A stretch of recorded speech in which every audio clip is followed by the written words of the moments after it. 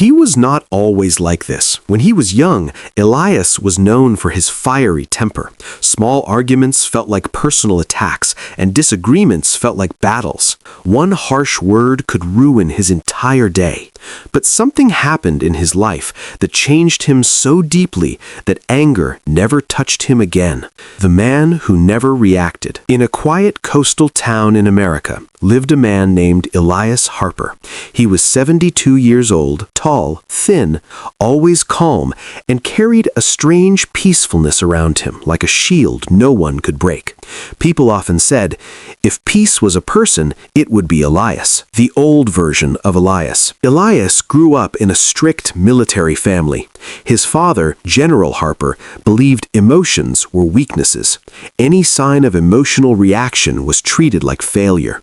Because of this, young Elias bottled everything inside until the pressure turned into explosive anger.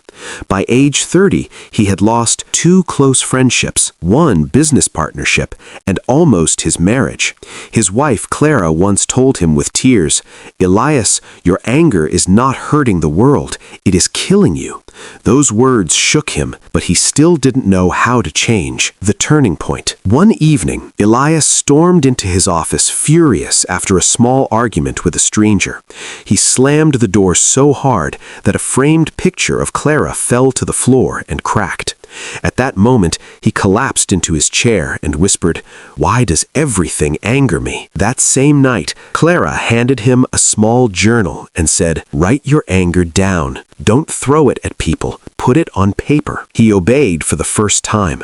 And as he wrote, a realization hit him like lightning. He wasn't angry at people. He was angry at his inability to control himself. The search for inner control. The next day, Elias left town without telling anyone.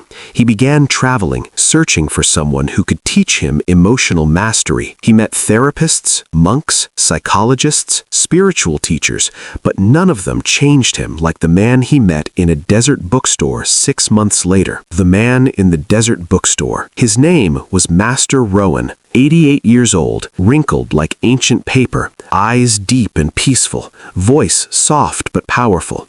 Rowan asked Elias only one question: "Do you want peace or do you want to be right?" Elias replied, "Both."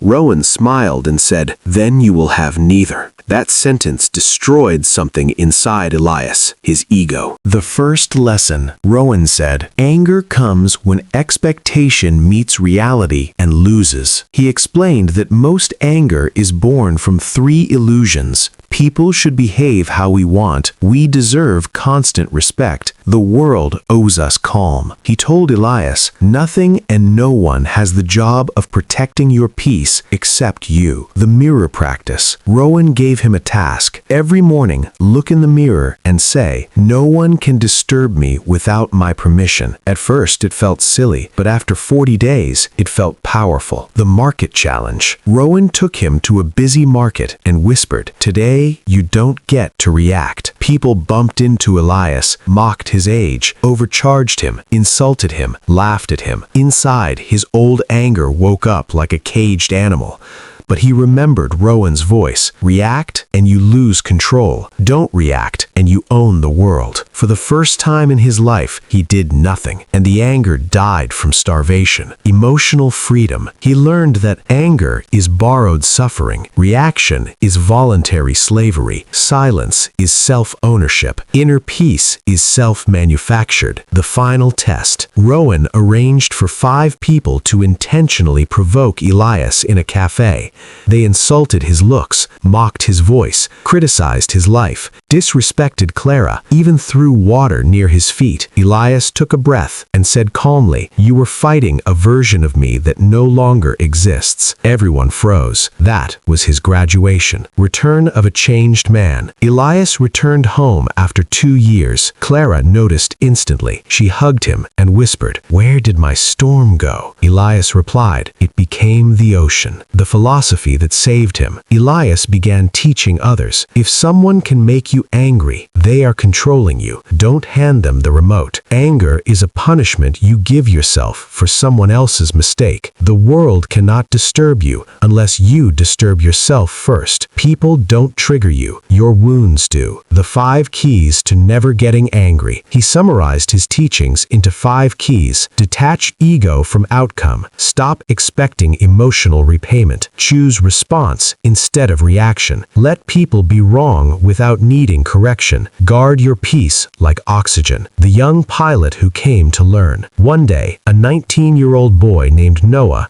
who dreamed of becoming a pilot, came to him frustrated, saying, "Sir, people mock me and it makes me angry. How do I stop?" Elias replied, "Son, pilots don't fight turbulence. They rise above it." Noah became his favorite student. Anger versus strength. Elias explained, anger, loud, emotional, temporary, reactive, weakens you. Strength, quiet, controlled, permanent, chosen, builds you. The river story. Elias said, when someone insults you, imagine you are a river. The words fall in, but the river keeps moving, untouched. The stone mind. Be a stone. People can throw opinions at you, but none of them enter you. The freedom formula. Rowan once told him, which he now passed to the world. Control your emotions, or someone else will apply for the job. Deep wisdom stories. Real examples. Psychological breakdowns. Monk teachings. Real-life arguments. Cafe incidents. Social media insults. Road rage. Ego death moments. Breath control. Mind training. Emotional rewiring. Self-mastery. Spiritual awareness. Mental barriers. Human behavior understanding. Neuroscience behind anger. How anger destroys destiny. How calm builds power. How silence defeats insults. How emotion control creates respect. How to mentally ignore provocation. How to rewire the brain against triggers. How to turn anger into awareness.